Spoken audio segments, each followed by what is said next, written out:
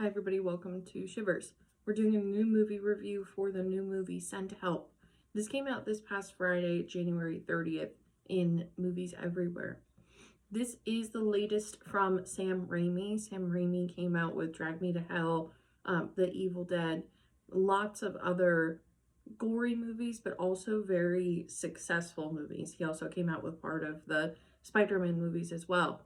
So from the get-go, you know that this is going to be somewhat successful. Not only do we have a star-studded cast, but we also have this person who's made some really heavy hitters. So the whole premise behind the actual story, and fast forward to the end if you don't want any spoilers for this review, but the premise for the story is that Rachel McAdams is really this like kind of yucky 9 to 5 hustle. Like I'm a great worker. I'm going to grind it out. I'm going to be the best person that you can see, blah blah blah. But everybody in the actual office just makes fun of her. Her name is Linda Little, and she brings tuna fish for lunch. She looks like a slop. Just doesn't really have it together physically. So her boss slash owner of the company is now retiring and giving the company to his son, who is played by Dylan O'Brien. So now you have this very young, good looking, now successful person who's coming in to run everything. And Linda is promised this promotion from the old boss and owner and says, as soon as my son's in there, I promise you that you're going to get this promotion because you deserve it. And lo and behold, the son gets in there and is interviewing pretty much only the very pretty people, is having conversations of how they can get rid of some of the ugly people in the office. So then she starts walking in and asking pretty much about this promotion. And he's aware of it, but doesn't really care. So he's like, you know what, let me think of something that can do both of us a favor. I think you should come with us to Bangkok and you can solve this piece of paperwork that none of us have been able to solve so far. And if you do that, you'll be in my good graces and I'll reconsider. So they're on the plane to Bangkok. She solves this whole thing, and then she sees in the corner of her eye that they're all making fun of her still. So in the meantime, Linda has all of these books at home about survival, and we see her tuning into watching Survivor. And the video that they're making fun of her watching is her audition tape to go on Survivor. So we already know sort of what's coming. We then have pretty aggressive turbulence, turns into a plane crash.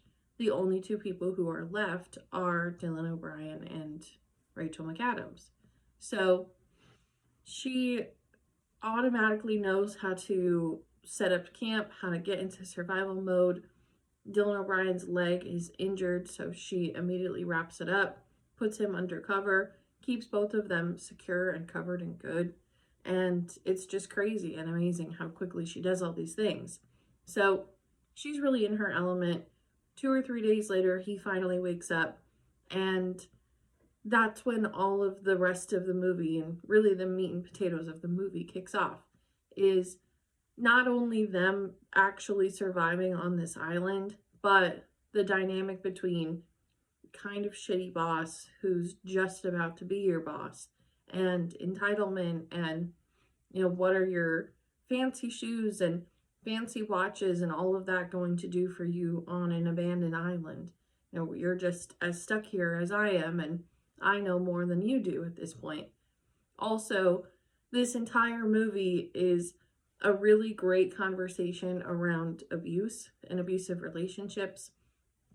There's constant conversations about how Dylan O'Brien doesn't really love his fiance and is doing it a lot out of looks and how it might seem and how it might appear. And Rachel McAdams has been in a marriage before, and her husband died from drinking. So, excuse me.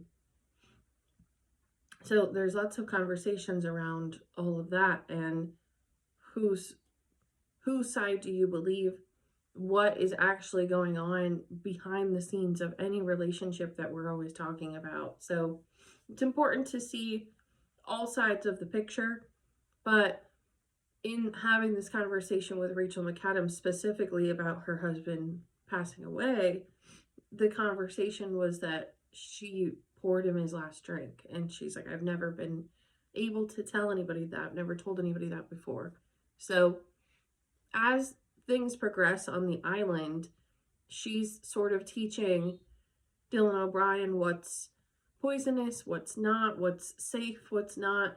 The area of the island, earlier she saw a boat, but she was like, it's not time yet, I don't want to go yet. And so she tells him that whole area is blocked off. It's all thorns and bushes that you're not going to be able to come back from. So he believes her. And then he ends up getting to the point where he's kind of sick and tired of her being in charge. And so he's like, you know what? I'm going to get you off your feet for a night and I'm going to make you dinner. So he makes her dinner with these poison berries, and immediately she's like all fuzzy in her view.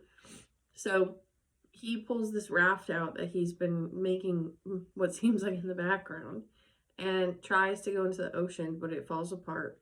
So he knows that he needs her. And she supposedly found a knife. It's a pretty solid knife.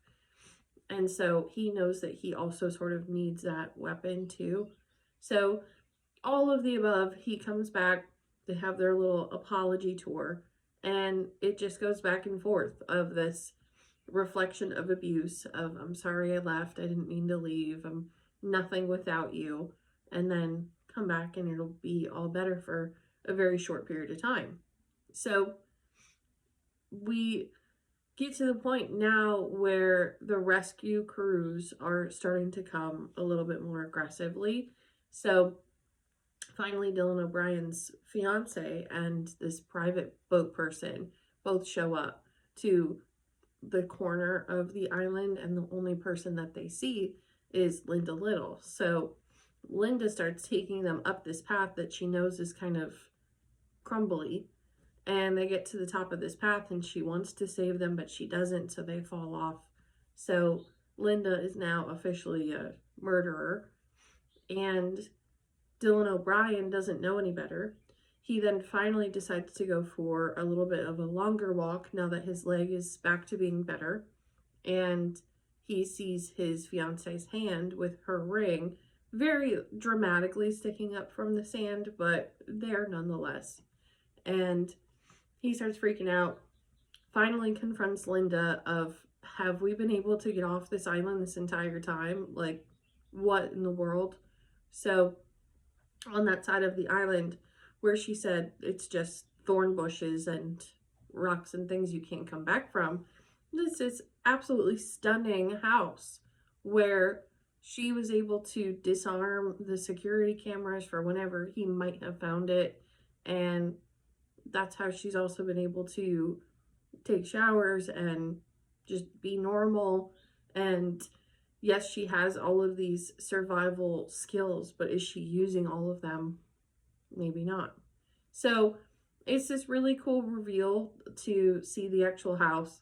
He starts freaking out, and then they get into another one of their tiffs.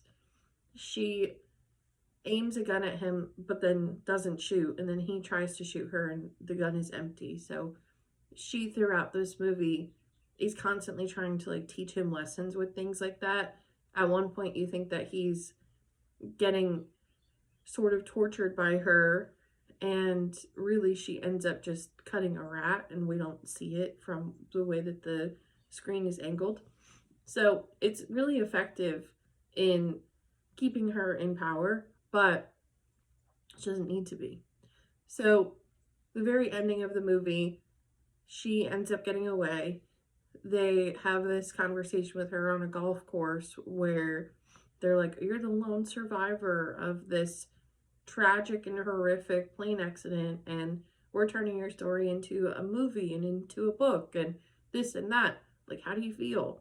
So it's this really cool moment for her, And also the entire time we've been seeing her as like yucky and just this nasty kind of scummy lady. And then when she's on the island, she looks really like much more like herself and brought back to life. And then now she looks like a celebrity. So you have these different phases of her, also reflective in almost more of that like abuse situation way, because when she's not with Dylan O'Brien, she looks 10 times better. When she's not in the office, she looks 10 times better. So really, like, wherever her element is where this is all about. So to get on to the rating for the story itself, I would give it a 3 out of 5. This is not something that is original by any stretch. It's a plane crash and who's surviving. I do like the conversation around the abusive relationships and what does it take to be a good person versus a bad person. That's all a really great part of the conversation. But for originality, I would give it a 2 out of 5. Same thing. It's not anything that we haven't been having conversations about before. It's not anything new. So for that reason. For acting, I would give it a 4 out of 5. I think everybody pretty much did their job. I'm going to get to production in just a second, but there are a couple of CGI moments in this movie that I do think really take away from how good it could be. It takes it from what feels like a solid suspense, outdoor, almost action movie to just, I don't want to say like a parody, but just it doesn't need it, almost like Jumanji in a way. So for production, it would also be a 4.5 out of 5 for simply that CGI reason. I think that the movie's done well. I think that they did a great job with costumes and designs and all of that. But for the actual CGI and the effects and everything like that, it's a little short. And then for scares, this gets a 2 out of 5. This is not a scary movie. There is some blood, especially with some of the injuries, but outside of that, it's not bad. I always say, like, is this something that I would take my mom to? And she went to see this movie and she liked it. So yeah, it's definitely not something that's scary, but it is a little bit gory. So I would say not your child, but maybe your teenager. So all in all, this gets a score of 3.1 out of 5. Our first new movie of the year of 2026. If you have seen this movie, let me know what you think. And if you haven't, let me know what you expect. But as always, thank you for watching. Thanks for your support, and we'll see you next time.